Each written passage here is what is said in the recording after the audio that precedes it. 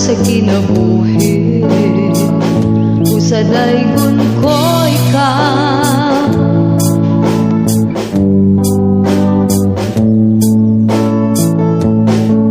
Pasalamatan ko ikaw samtang ako buhi pa, ug ibayaw ko ang akong mga kamot ngadha kanimo.